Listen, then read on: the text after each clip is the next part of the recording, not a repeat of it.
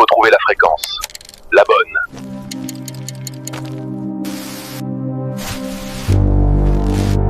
Welcome citizens to the new dawn. On est en direct. L'information, c'est la survie. Mbola tsara sika jiaby. Akory le, akory ranandria, akory lahaly, akory sa, salama tompo. Ny fakafaka politika avy hatrany miazakazaka mila tsy ho araka intsony ny toetra ara-politika eto Madagasikara. Isakany mba miaino vaovao ianao, na mamaky gazety na mba misehatra sotra sosialy dia tsy misy zavatra enonao sy hitanao ao fa dia ny toe-draharaha maloto ao andapa ao sy ny aferany reto manodidina ny filohan'ny fanavaozana ary reto minisitra ao amin'ny governemanta no hitanao sy enonao. Fa nanao zao indray hono. Raha malagasy amin'io sady noana no tsisy asa, tsisy rano, tsisy jiro, mbola ilay naniliana ilay raika lahy volomboasary iny ihany koa no mbola iainana izao. Izao aza moa dia sa mandoro komisariat de polisy mihitsy ny vahoaka ary dia notaritariana amin'anodidina ny tanàna sy nolandray ny toy ny biby avy nohazaina ny lefitry ny komisera tao amin'ity toerana ity tamin'izany. Inona nefa no antony? Sady tsy mahatoky ny mpitandro ny filaminana intsony zareo no leo tsy fandriam-pahalemana satria dia tsy menatra intsony ny mamono ireo mpangalatra. Dia tanteraka ilay hoe maso olo-maso ankehitriny. Iny eo ihany fa dia navoaka ny Ngazoko be Flery izay anisan'ireo malagasy mpaneho fironana na influenceur izay be mpanaraka tokoa, navoakany tao amin'ny compte vidéo YouTube official fa olona akaiky ny filoha Mikaela ihany no mamoaka ny fandaharam-potoanany sy ny toerana atoriany ka voaaraka ora isan'ora ny toerana alehany sy ny toerana atoriany. Ka tsy ho sarotra amin'ireo olona mikasa sy ikasa amono azy ny manaraka ny fandaharam-potoanany. Enao iany ny fanazavany. Tena efa saikitsy amoaka ho ahy fa alao mitovy le niveau d'information par rapport amin'ny vahoaka hoe nisy ny fofo nanandrana ny ainy ny filoham-pirenena mivady tamilahady.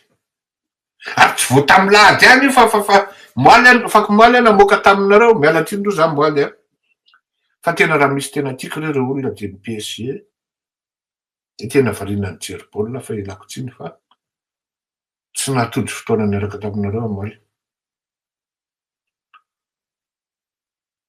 Efa navoakako io tamin'ny Fakomaly. Tamin'ny Fakomaly zay latsinainy. Ary nanoratra ary za tany amin'ny filoham-pirenena au courant aho zay fa misy an'izao tao aminareo. Tsy namaly moa izy koa tsy voatery hamaly rehefa ohatrany indray na dia tokony hamaly any ary ianao monsieur le président indraindray satria les communications manana forme stratégique ohatran'ireny mba ilaina ihany ifanakalozana ho anay communicateur.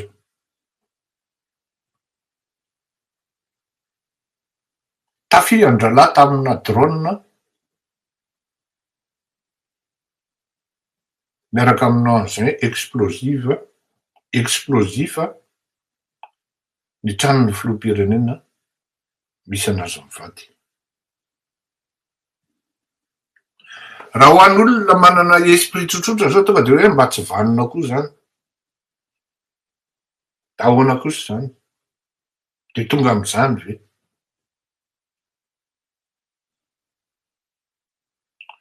Fa zany efa miteny anareo.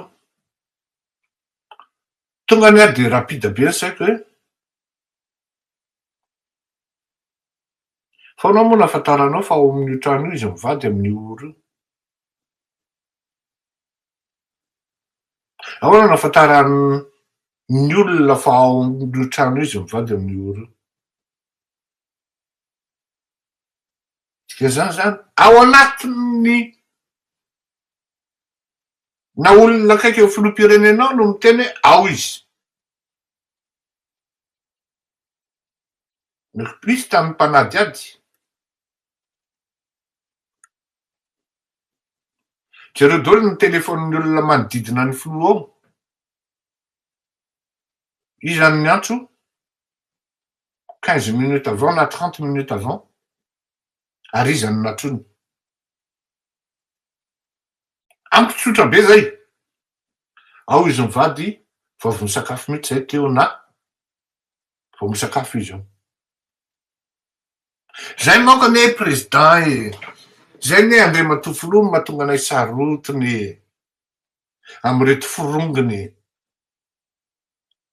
ianao président tena tsotra ianao ary tena tsotra be fa ianao tsy atakarin'ireo forongon'ireo anandre matoandro rajoelona mihitsy tena raha izay tokoa no izy dia mila manao sivana fao be amin'ny manodidina azy Andriamatoa Mikael ka raha mbola ao ilay détecteur de mensonge dia ampiaro amin'ireo rehetra manodidina anao ireo mitesta ka izay no hanavahanao zay tena azo itokisana sy ambina ny ainao de reko izao fa hoe hisy andoro koa ny lapan'ny antenimieram-pirenena eny Tsimbazaza miasabotsy 20 aprily zao dia manontany tena ny vahoaka malagasy sy ny mpandalina politika hoe fa inona daholo zany rehetra izany sa tena malahelo toerana votritra mizazana velany Rajoelina ka dia mandrofitry tanteraka ka manao izay fomba rehetra iverenana eo amin'ny fitondrana mampiasa olona sy vola anakorotanana izao fandrakana mijoro zao ao koa nefa no milaza fa vaovao fako teo ny fitondrana ely io aely izy io mba amonona afo ilay etsika kasain'ny génération Z ataony asabotsy 20 aprily io ka lazaina daholo tia tsangatra manorana rehetra ity mba irona ny sain'ny vahoaka am'izay fa tsy fantoka amin'ilay etsika ataon'ny génération Z io ilay tsona hoe intox na koa guerre d'information fomba fiaderan-tany io ka tsy mahagaga raha mampiasa koa ny mpitondra eto a Madagasikara ary hoany ny fanambaran'Andriamatoa Mersay azy de raha vera fotsiny am'izao zany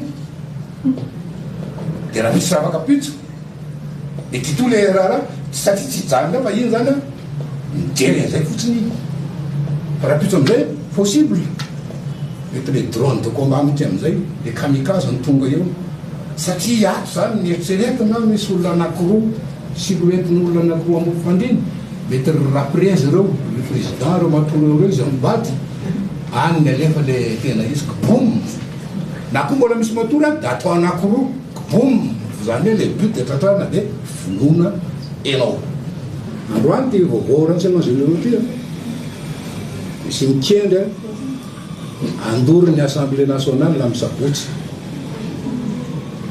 io zany hoe io zany misy tena zakany zalahy mihitsy mivavonony amin'io io de alors angady ronany mihitsy amisabotsy de efa misy fizaram-bola iny ambany tanàna iny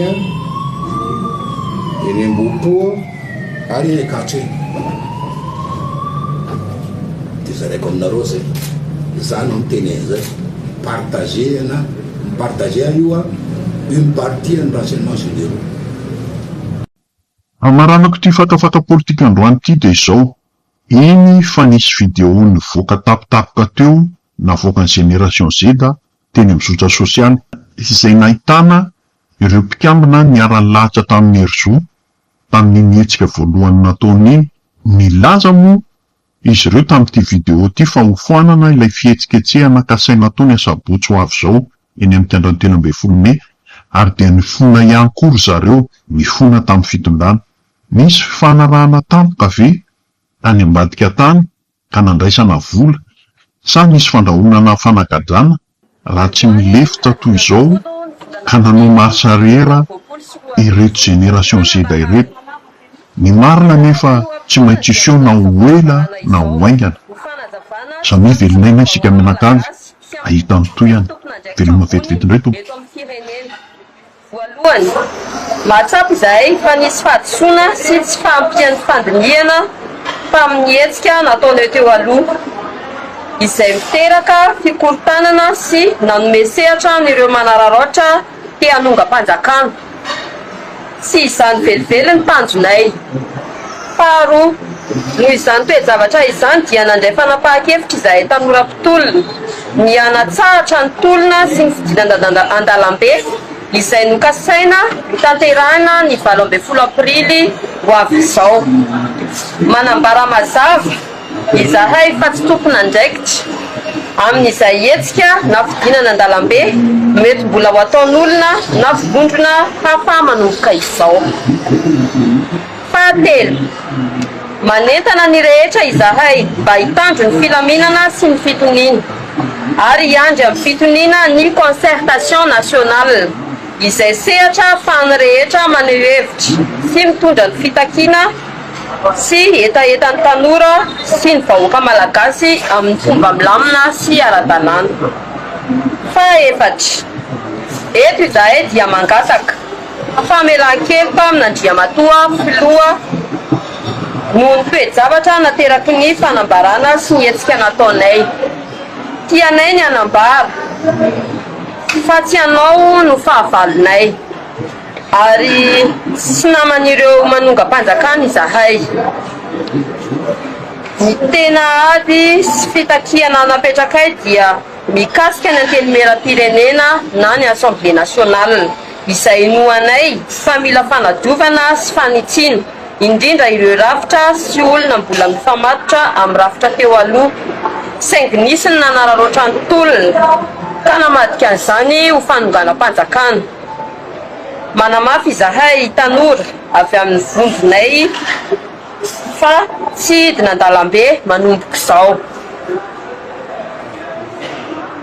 Amin'ny maha-tanora mpiray tanindrazana anay dia manao antso amin'ny manam-pahefana izahay mba hijery amin'ny fahendrena ny raharaha mikasika ireo namanay voasambotra ary mangataka ny famotsorana azy ireo amin'ny maha-tanora maneho hevitra azy ireo.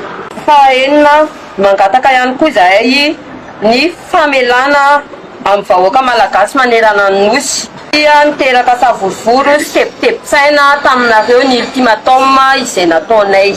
Izahay tanora dia manambara etony fa mijoro sy miara-dalana amin'ny filohan'ny fanavaozana ho amin'ny fitoniana sy fifampiresahana ary ny fanarenana ny Madagasikara. Masina ny tanindrazana.